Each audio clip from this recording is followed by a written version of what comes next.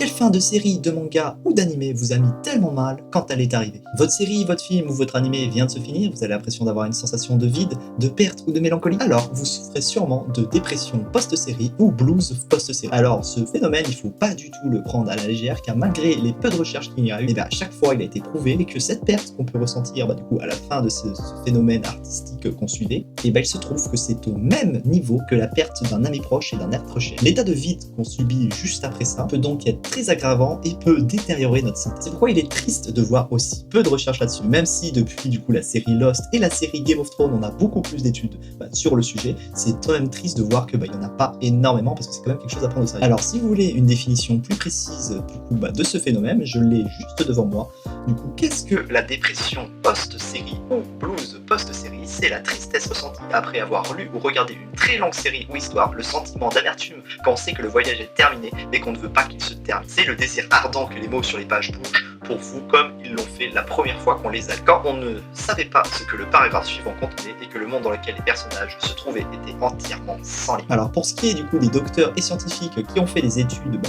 dessus, des études du coup scientifiques, on peut voir que c'est vraiment un phénomène qui peut se lier au deuil et à la dépression. Si vous avez eu une grosse rupture, que ce soit amoureuse ou amicale, vous voyez ce sentiment de vide que vous avez après, ce sentiment douloureux, et c'est exactement la plupart du temps à quoi c'est lié, souvent à deux phénomènes. Le premier, j'en ai parlé du coup dans une précédente vidéo courte, donc si jamais tu ne l'as pas vu, pense à t'abonner et à liker cette vidéo pour en rater aucune, et n'hésite pas à aller la voir. C'est donc le phénomène de parasocial. Le deuxième phénomène qui est souvent récurrent dans ces études, c'est le fait qu'on a eu l'habitude, on a pris l'habitude que ça a pris une partie de notre vie dans notre emploi du temps et dans nos habitudes, et que cette habitude est finie à jamais. Ce deuil est d'ailleurs moins important quand on va du coup, c'est une fin de saison parce qu'il n'y a plus assez de budget ou ce genre de choses, puisque les gens ils sont certes frustrés de la fin, mais ils peuvent s'attendre à une suite un jour, là où quand c'est la fin, les gens ils sont en mode plus jamais je pourrais suivre mes personnages, plus jamais j'aurai la suite, plus jamais j'aurai. Personnellement, récemment, je l'ai vécu un tout petit peu avec ces putains de pieds à la fin des épisodes de Solo Leveling, et vu que la saison vient de se finir, j'avoue que je suis ultra frustré, j'ai hâte d'avoir la saison suivante. Et j'avoue que des séries comme Détective Conan, One Piece ou ce genre de choses, j'ai vraiment à la fois hâte que ça se finisse pour connaître la suite et parce que ça fait je sais pas combien de temps que c'est là,